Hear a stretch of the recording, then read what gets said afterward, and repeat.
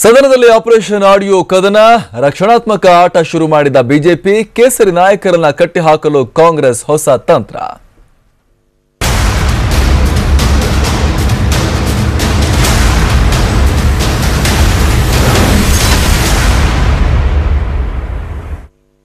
Audio tape ವಿಚಾರದಲ್ಲಿ SIT ತನಿಖೆಗೆ speaker ಕೊಟ್ಟಿರುವ ರೋಲಿಂಗ್ ವಿಪಕ್ಷ ಬಿಜೆಪಿಯ ಕೈಕಟ್ಟಿ ಹಾಕಿದೆ. ಹೀಗಾಗಿ ಕಮಲ ನಾಯಕರೀಗ ಡಿಫೆನ್ಸಿವ್ ಆಟಕ್ಕಿಳಿದಿದ್ದಾರೆ. ಸದನದಲ್ಲಿ ಸ್ಪೀಕರ್ ಮೇಲೆ ಮತ್ತೊಂದು ಸುತ್ತಿನ ಒತ್ತಡವನ್ನು ಹಾಕೋದ್ರ ಜೊತೆಗೆ ಬೇರೇನೇನು ಪರ್ಯಾಯ ಮಾರ್ಗಗಳಿವೆ ಅನ್ನೋದ್ರ ಬಗ್ಗೆ ಚಿಂತನೆ ನಡೆಸ್ತಾ ಇದ್ದಾರೆ. ಎಸ್ಐಟಿ ದಾಳದ ಮೂಲಕ ಆಪರೇಷನ್ಗೆ ಫುಲ್ ಸ್ಟಾಪ್. ಯಾರು ಅವಾಗ ಏನೇನು ಮಾತಾಡ್ತಾರಂತ ನಮ್ಮ ಹತ್ರನೂ ಆಡಿಯೋಸ್ ಇದೆ.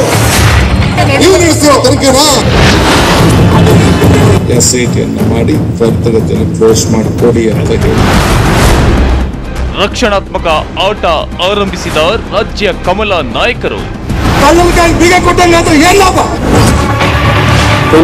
ಆದೇಶ ಮಾಡತಕ್ಕಂಥದ್ದಕ್ಕೆ ಕಠಿಣವಾದಂಥ ಶಿಕ್ಷೆ ಆಗ್ಲೇಬೇಕಾಗ್ತದೆ. ಎಸ್, ರಾಜ್ಯ ರಾಜಕೀಯದಲ್ಲಿ ತಲ್ಲಣ ಸೃಷ್ಟಿಸಿರೋ ಆಪರೇಷನ್ ಆಡಿಯೋ ಬಾಂಬ್ ಯಡಿಯೂರಪ್ಪ ಬುಡದಲ್ಲಿ ಸ್ಫೋಟಗೊಳ್ಳುತ್ತೋ ಅಥವಾ ಸ್ವತಃ ಸಿಎಂ ಕುಮಾರಸ್ವಾಮಿ ಬುಡದಲ್ಲಿ ಬ್ಲಾಸ್ಟ್ ಆಗುತ್ತೋ ಗೊತ್ತಿಲ್ಲ. ಆದರೆ ಸ್ಪೀಕರ್ ರೂಲಿಂಗ್ ನಿಂದ ತಲೆಕೆಡಿಸಿಕೊಂಡಿರೋ ಬಿಜೆಪಿ ನಾಯಕರು ಹೇಗಾದ್ರೂ ಮಾಡಿ ಎಸ್ಐಟಿ ತನಿಖೆ ಆದೇಶ ಹೊರಬೀಳದಂತೆ ನೋಡಿಕೊಳ್ಳೋ ಅನಿವಾರ್ಯತೆಯಲ್ಲಿದ್ದಾರೆ.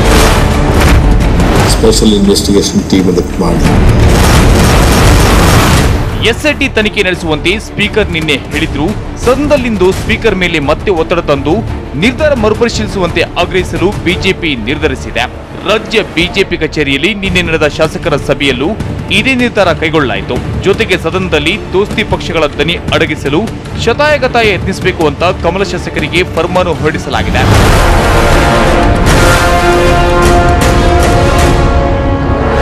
ನಾವೇನು ತನಿಖೆಯಿಂದ ಓಡೋಗ್ತಾ ಇಲ್ಲ. ಆದರೆ ಯಾವ ಸರ್ಕಾರ ಅಪರಾಧಿ ಸ್ಥಾನದಲ್ಲಿ ನಿಂತಿದೆ, ಯಾವ ಮುಖ್ಯಮಂತ್ರಿನೇ ಇದು ಮೊದಲನೇ ಅಪರಾಧಿ ಆಗಿದ್ದಾರೆ, ಅವರ ಕೈಗಳಿಗೆ ಇರುವಂಥ ಯಾವುದೇ ಸಮಸ್ಯೆಯಿಂದ ತನಿಖೆ ನಡೆಸುವಂಥದ್ದು ಸೂಕ್ತ ಅಲ್ಲ ಅನ್ನೋಂಥದ್ದು ಸ್ಪಷ್ಟವಾದಂಥ ನಮ್ಮ 104 ಜನ MLAಗಳ ಅಪೇಕ್ಷೆ ಮತ್ತು ನಾಡಿನ ಜನರ ಅಪೇಕ್ಷೆ ಅಂತ ನಾನು ಅಂದ್ಕೊಂಡಿದ್ದೇನೆ. ಈಗಲಾದರೂ ಮರುಪರಿಶೀಲನೆ ಮಾಡಿ ತರಾತುರಿಯಲ್ಲಿ ತನಿಖೆಯನ್ನು ಮಾಡಬಾರ್ದು ಅನ್ನುವಂಥದ್ದು ನಮ್ಮ ಅಪೇಕ್ಷೆ ಇದೆ. ಇನ್ನು ಒತ್ತಡದ ಹೊರತಾಗಿಯೂ ಎಸ್ಐಟಿ ತನಿಖೆಗೆ ಸರ್ಕಾರ ಆದೇಶ ಹೊರಡಿಸಿದ್ರೆ ಮುಂದೇನು ಅನ್ನೋ ಬಗ್ಗೆಯೂ ಬಿಜೆಪಿ ನಾಯಕರು ಆಲೋಚಿಸಿದ್ದಾರೆ. ಈ ನಿಟ್ಟಿನಲ್ಲಿ ಬೇಕಾದ ಅಗತ್ಯ ಕಾನೂನು ಸಲಹೆಗಳನ್ನು ಪಡೆದುಕೊಂಡಿದ್ದಾರೆ. ಹಾಗಿದ್ರೆ ಬಿಜೆಪಿ ಮುಂದೆ ಯಾವ್ಯಾವ ಆಯ್ಕೆಗಳಿವೆ ಅನ್ನೋದನ್ನ ಡೀಟೇಲ್ ಆಗಿ ತೋರಿಸ್ತೀವಿ ನೋಡಿ.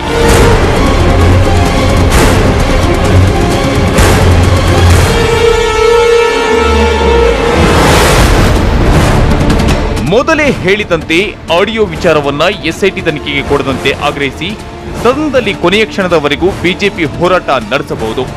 ಒಂದು ವೇಳೆ ತನಿಖೆಗೆ ವಹಿಸಿದ್ರೆ ಕಾನೂನು ಹೋರಾಟ ನಡೆಸಿ ಎಸ್ಐಟಿ ತನಿಖೆ ರದ್ದು ಕೋರಿ ಕೋರ್ಟ್ ಮೆಟ್ಟಿಲೇರಬಹುದು. ಜೊತೆಗೆ ಅನುಮತಿ ಇಲ್ಲದೆ ಕುಟುಕು ಕಾರ್ಯಾಚರಣೆ ಮಾಡಬಾರದು ಅಂತ ಸುಪ್ರೀಂ ಕೋರ್ಟ್ ಆದೇಶವಿದೆ. ಕೋರ್ಟ್ ಆದೇಶವಿದ್ರೂ ಸಿಎಂ ಕುಮಾರಸ್ವಾಮಿ ಸ್ಟಿಂಗ್ ಆಪರೇಷನ್ ಮಾಡಿಸಿದ್ದಾರೆ. ಹೀಗಾಗಿ ಅವರ ವಿರುದ್ಧ ಹೋರಾಟ ಮಾಡಬಹುದು. ಜೊತೆಗೆ ಆದೇಶ ಉಲ್ಲಂಘನೆ ಅಂತ ಎಚ್ಡಿಕೆ ವಿರುದ್ಧ ಕೋರ್ಟ್ ಮೊರೆ ಹೋಗಬಹುದು.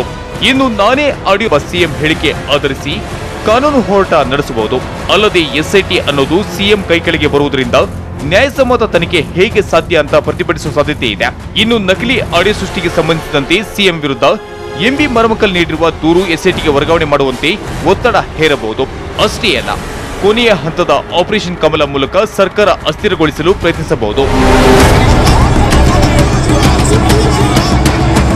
ಹೀಗೆ ಬಿಜೆಪಿ ನಾಯಕರ ಮುಂದೆ ಎಸ್ಐಟಿ ತನಿಖೆ ನಡೆಯದಂತೆ ನೋಡಿಕೊಳ್ಳಲು 10 ಆಪ್ಷನ್ಸ್ಗಳಿವೆ.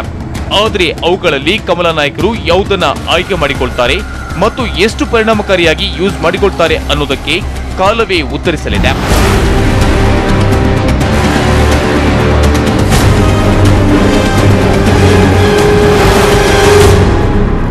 ಕಿರಣ್ ಹನಿಯಡ್ಕ, TV9 ಬೆಂಗಳೂರು.